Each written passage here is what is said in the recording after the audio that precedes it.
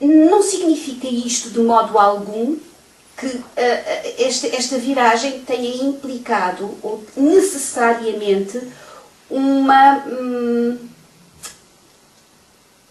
afastamento da dimensão religiosa. Vou dar um exemplo histórico. O exemplo dos Estados Unidos da América. Os americanos gostam muito de falar da excepcionalidade americana. Alguns deles. E quando falam da excepcionalidade americana, falam disto. Pois, ao contrário desses Estados da velha Europa, nós, enquanto Estado, não nascemos, enquanto comunidade política, enquanto modo de viver coletivo, nós não nascemos de nenhum golpe de força praticado contra outrem. Nós somos os mais modernos de todos, porque nós realmente nascemos de uma convenção, de uma constituição, de um contrato. Portanto, nós somos desde o início isso mesmo que é a modernidade. Um conjunto de regras que definem um modo de viver coletivo, que tem uma certa origem, que tem uma certa proveniência, uma proveniência aceita por todos, e que a estabelecemos, de facto, na sua restrita dimensão mundana, como se Deus não existisse ou como não tratasse ele dos negócios humanos. No entanto, isso compreende-se pela história da fundação dos Estados Unidos, na Declaração de Direitos dos Estados Unidos, o primeiro direito que vem declarado e que vem consagrado é aquilo que nós chamamos, na nossa linguagem, liberdade de consciência, religião e culto. É a liberdade religiosa. É o primeiro. Era a primeira preocupação daquelas pessoas que racionalmente acordaram, e eu uso o termo quase literalmente, num certo modo de viver em comum. O que significa que, de facto, elas acordaram numa espécie de muro de separação. As instituições políticas que em comum construíam, iam até um ponto. Para as pessoas, para a sociedade e para os grupos, ficava todo outro ponto. Nomeadamente, o exercício da primeira liberdade, que era a liberdade religiosa. Por isso mesmo, o fenómeno religioso, neste Estado moderno por excelência, é um fenómeno social importantíssimo. E um fenómeno agregador, integrador e com uma visibilidade social enorme. Pode ver-se, aliás, agora pelas candidaturas à presidência, que a identificação das pessoas, sob o ponto de vista da sua experiência religiosa e das suas escolhas religiosas, é para os americanos essencial, porque, de facto, esta liberdade, por algum motivo, é a primeira.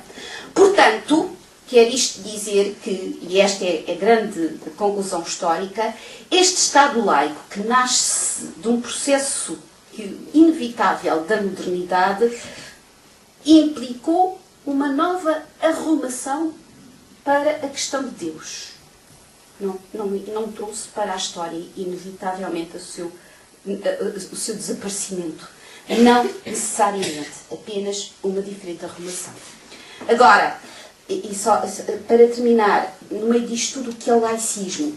Não sei, quer dizer, este ismo, há nisto tudo uma outra dimensão que eu remeteria para uma certa, historicamente, para uma certa componente da Revolução Francesa, em que o processo da modernidade, a dada altura, se cruza com uma profunda convicção demiúrgica na capacidade da história de eliminar o mal, na capacidade da história de transformar o homem por dentro, de o eliminar por dentro, e de o fazer com total emancipação face a qualquer relação extra-humana ou extramundana.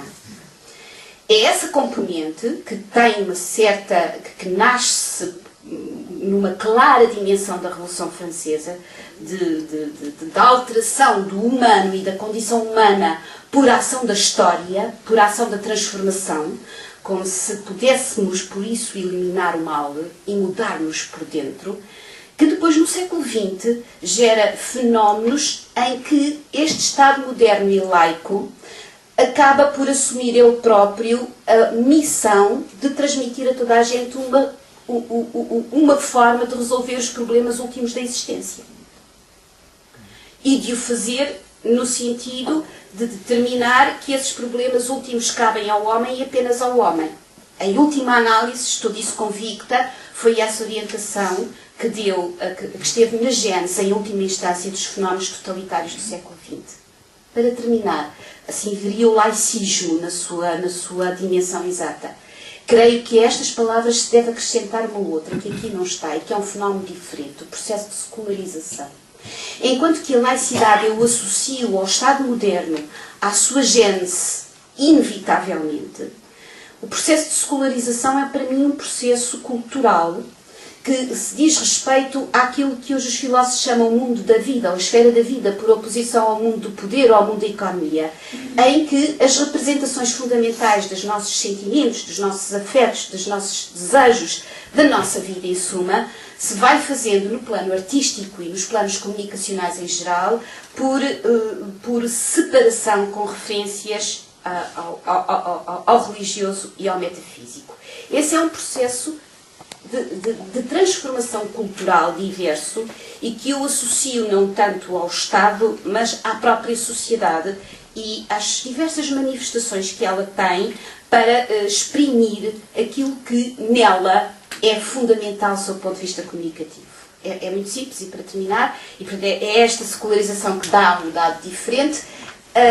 Sei que se aplicássemos aquela velha ideia, aquela velha pergunta, o que é que levaria para uma ilha deserta? Se tivesse que levar um livro,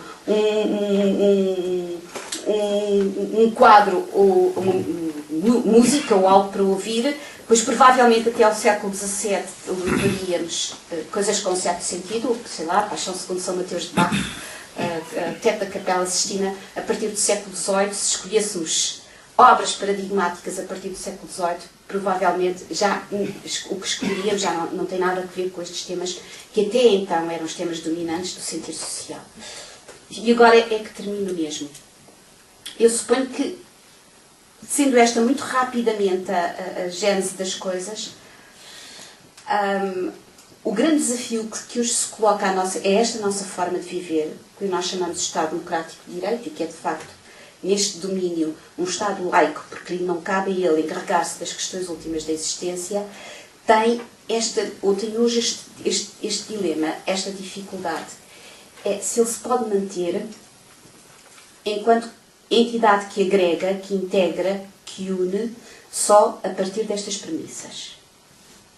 Suponho que era este o grande tema do debate entre Habermas e Ratzinger. Se só a partir destas premissas, elas são estas regras que nós fomos convencionando a partir do século XVII e que nos trouxeram até onde trouxeram, se elas continuam a ser suficientes para nos agregar. Se o pluralismo que daqui decorre não poderá redundar na sua própria perversão. Última pergunta. Se sendo certo que não cabe ao Estado ou à instância pública ou política resolver as questões últimas de existência, esta é a pergunta, se por isso mesmo continua a ser certo que a questão religiosa é apenas do foro do privado.